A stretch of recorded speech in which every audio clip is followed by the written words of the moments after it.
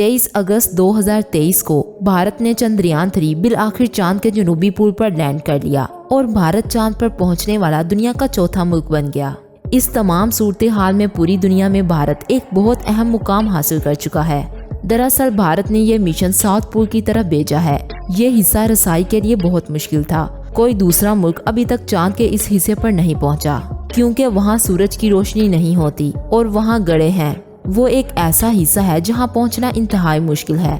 अब भारत का ये मिशन कामयाबी से पूरा हो गया है तो इसकी वजह से इसकी पूरी दुनिया में धूम मची हुई है। भारत की तरफ से अपने मिशन की कामयाबी के बाद तस्वीर भी शेयर की गई हैं, जिसमें इसकी सैटेलाइट चांद की सतह पर देखी जा सकती हैं। नाजरीन, इस मिशन से आने वाले वक्त में चांद की मिट्टी की कंपोजिशन, पानी की मौजूदगी और दीगर अवामिल से मुतल्लिक मजीद हैरान कुन इंकशाफ भी होने वाले हैं। अब सवाल ये उठता है कि आखिर इंडिया चांद पर गया ही क्यों? क्या सिर्फ पानी या ऑक्सीजन की तलाश में? चांद पर आखिर ऐसा खास क्या है जिसकी तलाश में इंडिया ने अरबों डॉलर्स खर्च किए? साइंसदानों के चांद के जनूबी अंधेरे हिस्से में ही दिलचस्पी क्यों? अमेरिका, रूस और चीन के बाद भारत चौथा मुल्क है जो चांद की सतह पर उतरने में कामयाब हुआ है।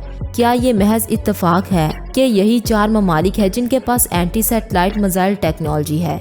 मेरे ख्याल में चांद तो महज बहाना होता है, असल मकसद कुछ और है। ये कामयाब लैंडिंग इंडिया के लिए एक खलाई ताकत के तौर पर उभरने की इलामत भी है, क्योंकि इंडिया की हुकूमत खलाई लॉन्चिंग और सैटेलाइट के कारोबार में सरमायाकारी करना चाहती है। चंद्रयान 3 2 हफ्तों तक चांद पर रहेगा और बहुत सारे तजर्बात करेगा, जिसमें चांद की सतह की मादनी साख्त का स्पेक्ट्रोमीटर तज्जिया भी शामिल है। अब ये तज्जिया क्यों किया जाएगा? ये बहुत ही अहम सवाल है। चांद की सतह पर मौजूद मिट्टी और पत्थरों पर तहकीक करके निज़ाम शमसी के वजूद के सवालात के जवाब भी शायद मिल सकते हैं।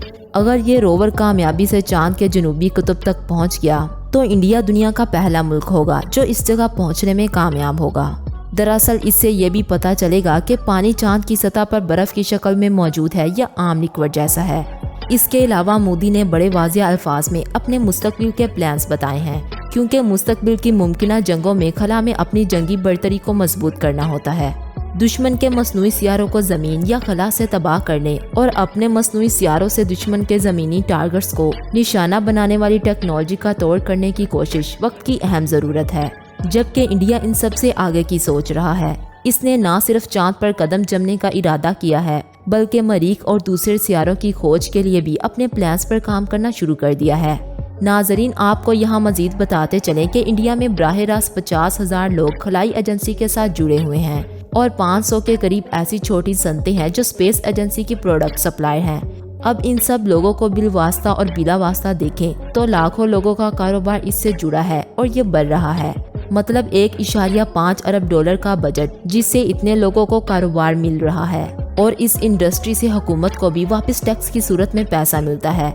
स्पेस इंडस्ट्री इंडिया की जीडीपी में 7 अरब डॉलर तक शामिल करती है। सबसे बढ़कर इंडिया की नौजवान नस्ल में साइंस और टेक्नोलॉजी और खलाई तहकीक में आगे बढ़ने का बलबला है। इनको अपना मुस्तकबिल रोशन नजर आता है। बैरूने मुल्क इनकी डिमांड बढ़ती है। नाजरीन, सिर्फ यही नहीं बल्कि इंडिया अपने लॉन्च सिस्टम इस्तेमाल करके अब तक 36 ममालिक के 300 से ज्यादा कमर्शियल सैटेलाइट लॉन्च कर चुका है, जिससे वो कमाई भी करता है।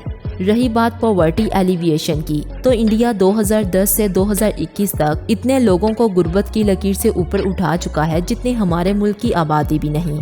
वर्ल्ड बैंक की एक रिपोर्ट के मुताबिक इंडिया अपनी एक्सट्रीम पॉवर्टी को 2010 में 22.5% से 2019 में 10.3% पर लाया है। इस सारी सूरत हाल में पूरी दुनिया की नज़रें सिर्फ और सिर्फ इंडिया पर लगी हुई हैं। अब दुनिया की तमाम सुपर पावर्स इंडिया के साथ मिलकर खलाई कामयाबियों में हिस्सेदार बनना चाहेंगी। चंद्रयान 3 न सिर्फ इंडिया बल्कि दुनिया के साइंसदानों के लिए भी बहुत अहम है। एक नया लैंडर उन इलाकों में भेजा जा रहा है जहां अब तक चांद पर कोई नहीं पहुंचा। इसके जरिए चांद के बारे में मजीद तफसीलात जानने का मौका मिलेगा।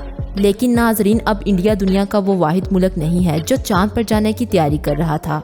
हाल ही में मीडिया में अमरीकी खलाई एजेंसी नासा के आर्टेमिस प्रोग्राम का चर्चा है। इस प्रोग्राम के तहत आर्टेमिस 1 नामी खलाई जहाज चांद पर गया और बराह रास्त जमीन पर वापस आया। इसके अलावा जापान, जनूबी कोरिया, चीन और रूस भी तजर्बात कर रहे हैं।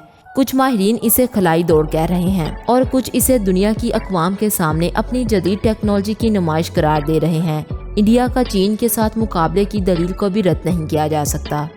ऐसी सूरत-ए-हाल में हम पाकिस्तान को कहाँ देखते हैं? यकीनन इंडिया की गुलामी में, वो भी कश्मीर समेत। इसमें कोई शक नहीं कि हमारा अब इंडिया से मुकाबला नहीं रहा, लेकिन इस हकीकत से भी इनकार नहीं किया जा सकता कि इंडिया का जनूबी एशिया में अपने मुकम्मल पंजे गाड़ने के लिए हमारी ज़मीन चाहिए, और ये ज़मीन उसे दो सूरतों में मिलेगी, या तो हमसे लड़कर या फिर हमें मुआशी और माशरती तौर पर तबाह करके, जबकि दूसरा काम बखूबी अंजाम दिया जा रहा है।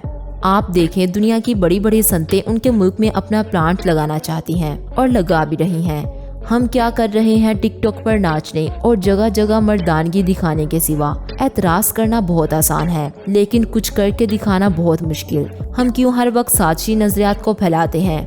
किसी की कामयाबी पर खुश क्यों नहीं होते? सच क्यों नहीं जानना चाहते?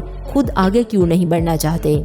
आखिरी बात ये कि अफसोस के साथ कहना पड़ता है, हमारी यूनिवर्सिटियां सिर्फ मुलाजिम पैदा कर रही हैं, साइंसदान नहीं। ग्रेजुएट स्टूडेंट की अक्सरियत अपना फाइल प्रोजेक्ट जब बाहर एक अनपढ़ शख्स से बनवाएंगे और फिर डिग्री उठाकर मुलाजमत की तलाश में फिरेंगे, तो इससे मुल्क को फायदा नहीं होगा। इमर्जिंग टेक्नोलॉजीज क्यों नहीं सीखते? स्पेस ना सही, इंफॉर्मेशन टेक्नोलॉजी में ही कुछ कर लें।